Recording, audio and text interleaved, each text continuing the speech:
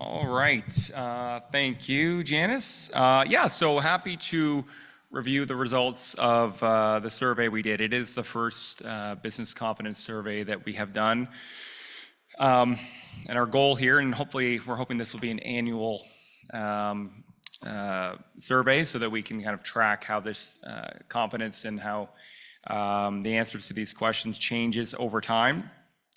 We did run it in early December, right before the holiday breaks. We did have 832 respondents, which we were quite happy with the number of people taking the survey. Just showing here some of the distribution of where members were who took the survey. So really just to highlight that we had people in every county responding to the survey.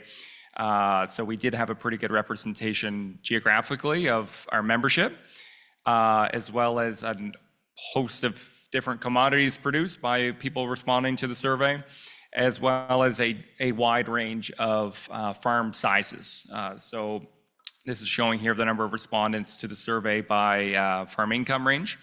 And as you can see, there was no really, it wasn't tilted too far between small or large or medium farms. It was a quite even distribution there in terms of the size of the farms that were participating in the survey.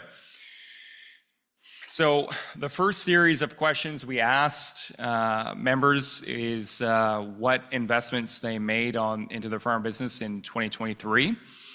I think the best way to characterize the general results was that it was not a overly significant year in terms of new investments. We asked just to simply start by describing what best described how their farm business changed in 2023. Did it expand, stay the same, downsize, or diversify? Which would be the best characteristic? Nearly 70% said stay the same, with just under 17% saying expanded. We asked some follow-up questions. We wanted to get into specifically what types of investments were being made in 2023. So we're started by asking, did you buy or rent additional acres of land in 2023? 80% said no, and 20% said that they did. We asked, did you, if you're a livestock or poultry producer, did the size of your herd or flock expand in 2023? Only 25% said yes. If you're a greenhouse producer, did you add additional square footage in 2023? Only 2% yes there. We asked, did you construct new buildings on your farm business? Barns, storage facilities, any type of new building constructed on your farm in 2023? About 13% said that they did. And again, on machinery, about half of respondents purchased either new or used machinery in 2023, with that breaking pretty evenly. About half of that was used. 27% said they only bought new machinery, and about 20% of folks who did buy new machinery said they bought a mix of either used and new machinery in 2023. Asking them now, we went to a series of questions, getting more into some other types of specific investments. So first one being, did you invest in any kind of new farming technologies, or precision agriculture, any kind of automation within your business? About 15% said that they did. Did you engage in a direct-to-consumer marketing, right, through your website, through social media, through any other on-farm store, a sign at the end of the driveway for direct sales to consumers? About 13% said that they did get into that or make additional investment in that in 2023. In terms of kind of value-added stuff, did you invest in any on-farm retail or on-farm processing in 2023? About 6% said that they did. A few questions around energy efficiency, which we'll get into in a few slides, was identified as a significant concern. About 15% said that they did make investments to increase the energy efficiency of their farm operation in 2023.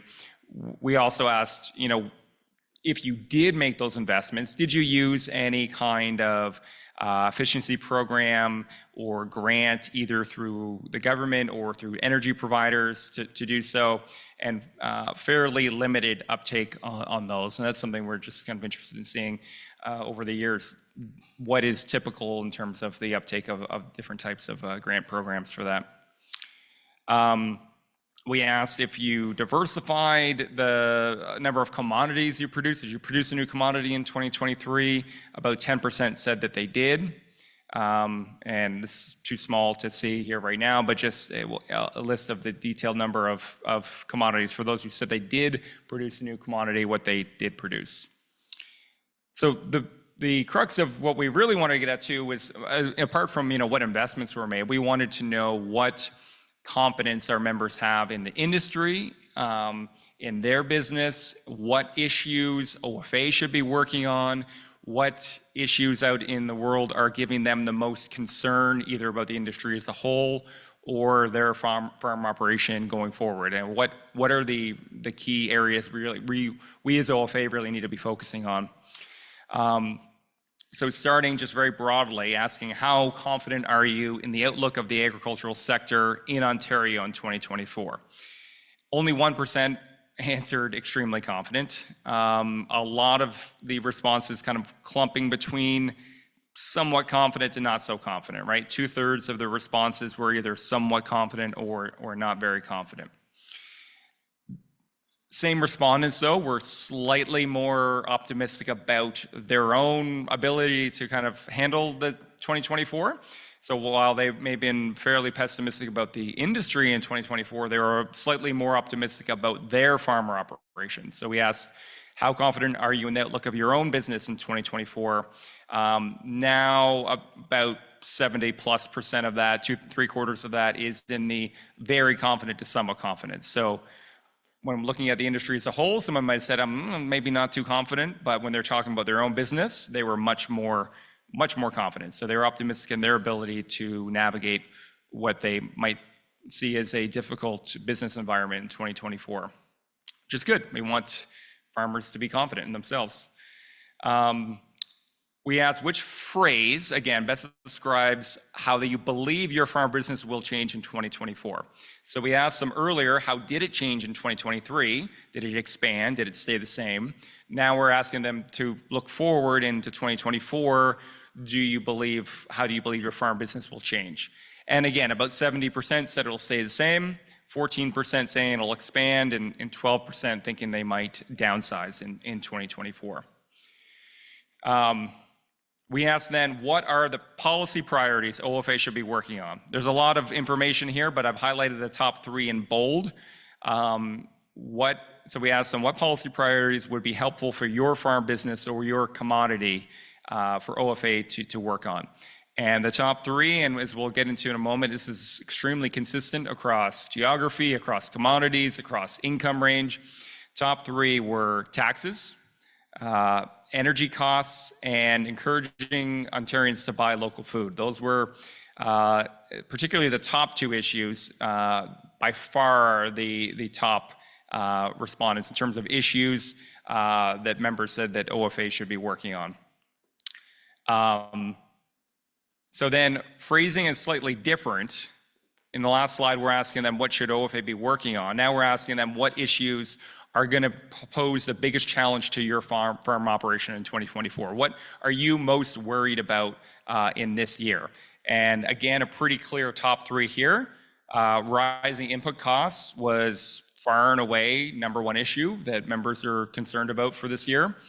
Rising interest rates and cost to service debt, as well as tax burden. So those are the 3 things that were significantly above everything else. I think the next highest response after that was policies and bylaws from municipal government, and that was less than 7%, compared to tax burden is #3 at 13%. So that, again, is a pretty clear top 3 issues that members told us they were worried about. Now, we also were able to break this down by geography, Northern Ontario, Southern Ontario, Eastern Ontario, looking to see how might some of these answers changed. So breaking it down by confidence in the agricultural sector for this year, we see here an interesting result that Northern Ontario was the most optimistic. They had nearly 30% saying that they were very confident in the industry in 2024. And actually, there were Northern respondents were twice as likely to be very confident than members responding from Southern Ontario. How confident are you in your own business in 2024? Similar-ish results here. Again, Northern Ontario were the most confident in their own business in 2024, with about 35% saying that they were very confident in their own business in 2024. But also, you'll see again, there's a more skew towards higher confidence in one's own business than the sector as a whole. Again, now asking them to project forward, and this is by geography. Will your business expand or stay the same?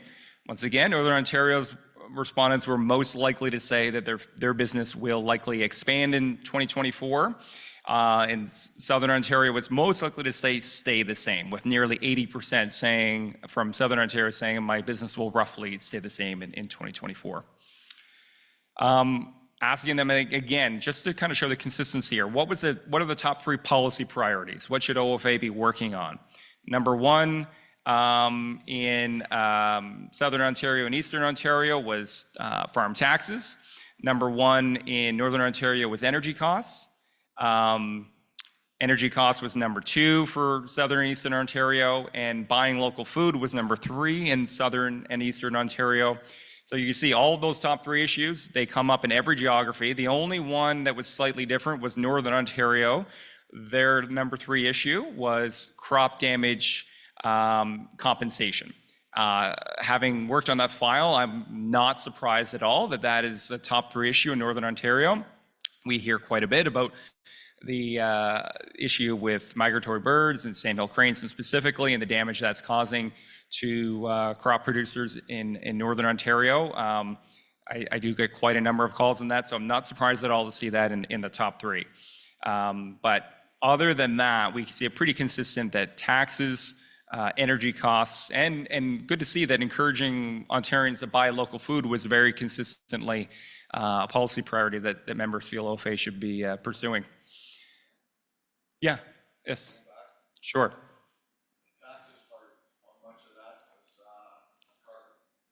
Oh, I don't think that online. Taxes part, how much of that was carbon tax, not land tax?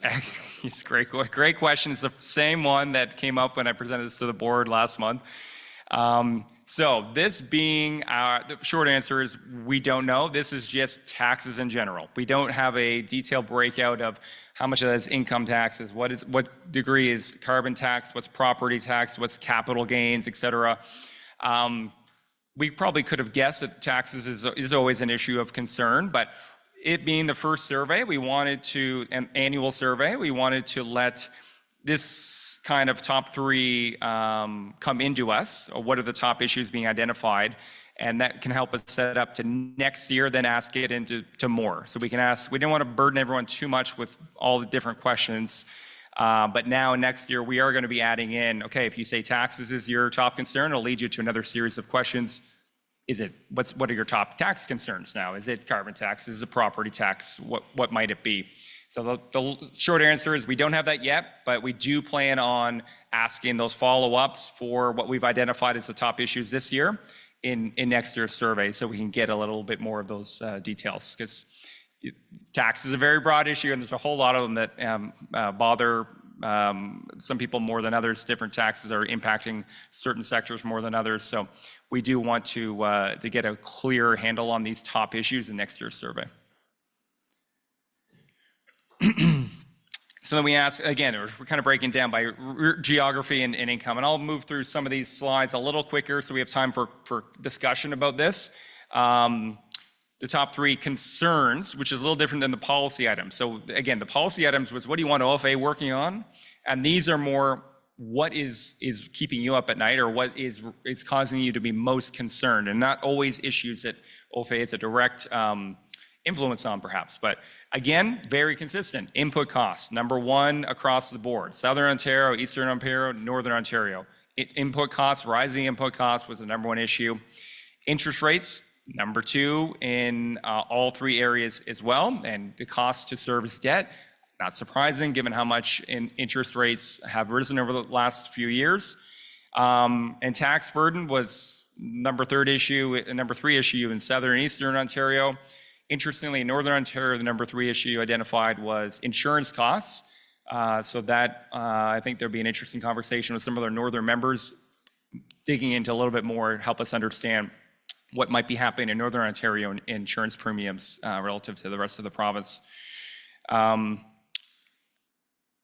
I'll quickly move through some of these because these are just some graphs. It's not really, this is now breaking it down by income range. It's not telling us much of a different story. If anything, I include these slides to show that the consistency of many of the results here. And I'll move here again to policy priorities by income range.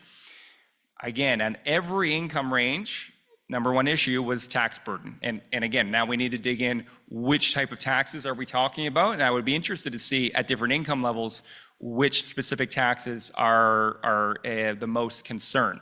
What is a farmer in the $10,000 to $50,000 income range? What taxes are they worried about relative to the over $500,000? Next year's survey, I'd be very interested to kind of explore that a little bit more. And again, we see energy almost across the board, natural gas popping up, buying local food popping up, broadband in there, a few areas as well. All issues very consistent across the board, particularly in the top two.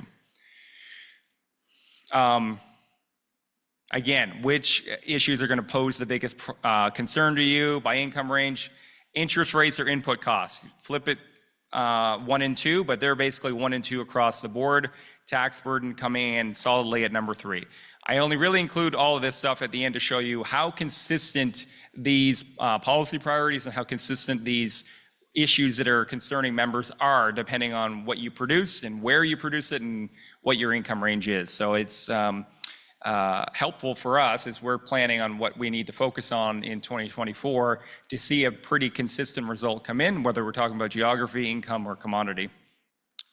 So I guess some overall key takeaways, and then I'll be happy to have any discussion and questions. I would say from the investment perspective, on-farm investment, it was kind of a status quo year. Only 16% of farmers saying they expanded their operation last year. 80% not buying any additional land or renting additional land.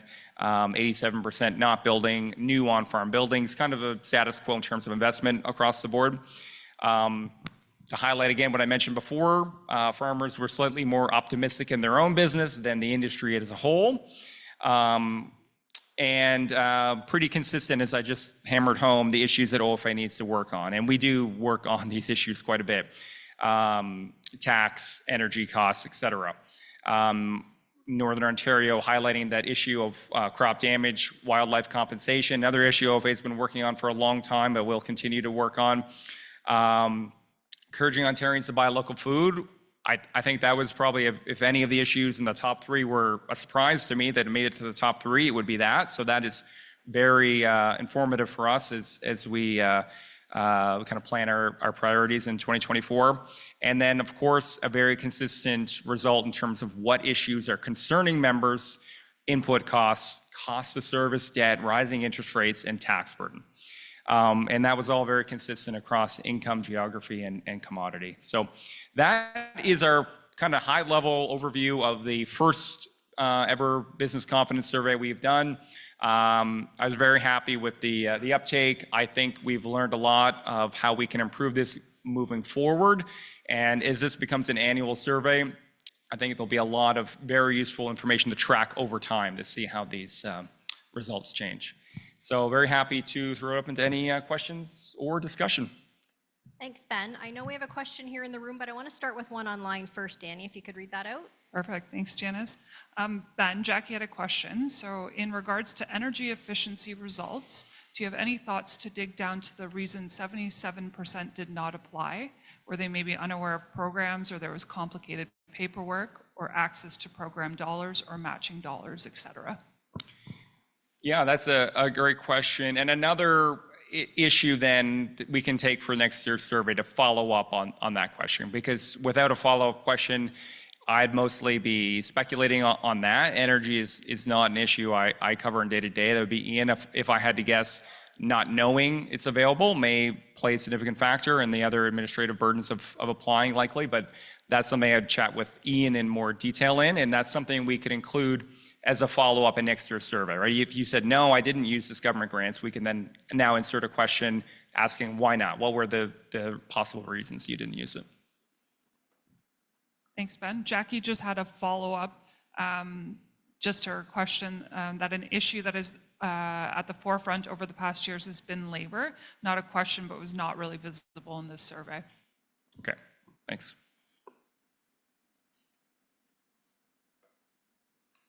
Wellington, yes. Hi, Ben. Thanks for presenting this. Just going back to your slide in top 3 policy priorities by income, you have energy and you have energy costs. Can you just differentiate a little bit? Might have been it's all energy costs, so it might have been a typo on my part on that slide that not include costs on. Just on wasn't one of those, wondering. For sure, same thing though, yeah. Thanks. I'll make my way over. Bill, do you have another question online, Danny, to read out for us, please? When you mentioned that herds and flocks didn't expand, did you separate beef and dairy herds in the question, just since dairy is limited in the ability to grow? I would have to go back to the survey questions to confirm that. I can't exactly remember right now how we phrased it. It was phrased as kind of a follow-up. If you said yes or no, then we had follow-up. So at the top of my head, I can't recall that. Perfect. And we had one more question online, if that's okay with Janice. I can't see her. On the grants section, 77% does not apply. Does this mean that the grants being offered maybe are not what is needed on the farm? That is certainly a question that we would want to follow up on it after seeing these results, and something I could chat with Ian again in more detail about. But and if that's a typical number relative to how other similar programs in other provinces work or not, or if there is something that needs to be more tweaked in Ontario's grants. But yeah, again, that's something I'll have to chat with Ian about, who's much more knowledgeable about this energy issues than I. Thanks, Ben. Hey, Ben. The other big thing in the north is transportation. It's the guys who are producing the product, but it's getting it from like Cochrane all the way up here. So their grains and their cattle, it's a huge cost to them right now. Yeah, absolutely. Just a note from somebody on the team here, Ben, the Ontario Chamber of Commerce Business Confidence Survey reported confidence in the economy dropping by more than half since the pandemic, and we appear to be above their new low levels of confidence given our results from our survey. Can you comment on what you think might be leading to our industry being generally more confident than the rest of the province? Well, Putting you on the spot. yeah, this total speculation mode now, but I would think a lot of, if I had to guess, there's probably a lot more service and retail businesses in the Chamber's membership, which were, if I was running a retail or restaurant during the pandemic, I would probably have dropped my confidence more than half. So it's hard to say without at this moment, but I would think there's probably a higher proportional number of types of businesses within the Chamber's network that were particularly hit very hard by conditions during COVID. Or farmers are optimists? Or that, yep. Other questions in the room? One over here, and then I'll check in with Danny for anything else online. Ben, and this may apply to Drew as well, all this information is a common theme. And is the board, OFA board, and yourself looking at redefining their strategies to move forward to benefit our members on trying to solve these issues, or are we going to stay status quo? What's our thoughts? It's a great question. I think, if anything, I would say, first of all, these are all issues OFA works on day in, day out. So taxes is number one. I can promise you I spent a lot of time working on farm taxes. probably with almost everyone in this room at some point or in the near future or multiple times. We've worked on different tax issues. So that is, and same with energy costs, right? We're very much on, that is a huge priority. I think if anything, this survey is a good reminder of what we need to be communicating to members of what we are doing on these, because we are doing a lot of work on all of these issues, particularly the issues that come up to the top there. Rising input costs was identified as the #1 issue across the board. Yesterday, we have the announcement about the permanent increase in the advanced payment program for the interest-free portion, moving up to $250,000. OFA and CFA were extremely involved on that, lobbying for that permanent increase to the interest-free portion of that program. That directly goes to help covering rising input costs. So these are issues we are really involved in. I think this is a good reminder of how we need to be communicating to members what we have done along the way on each of these issues. Yeah, thanks for the question, Chris. Ben stole some of my thunder on APP and that, but I think the board just I guess last week, looked at our strategic plan again, and we're kind of in the middle of that phase of when it was implemented from 2021 to 26. So we took a good look at that last week, kind of reviewed where we are, and we think it's in a good spot moving forward. Part of this discussion is why this group is all in this room today as well, so that we can get that direct feedback from our county federations and the leadership across the province, and we can make sure we're on the right track. Certainly, in all the conversations I've been having and media interviews and sitting down in Toronto at the Agenda studio, some of the top 3 things I talked about were cost of production, rising interest, impacts of inflation, and all these things that are on Ben's survey here. So he certainly talked about how we're working on these things and what we're going to continue to do going forward, but getting that input from this group is critical for us going forward.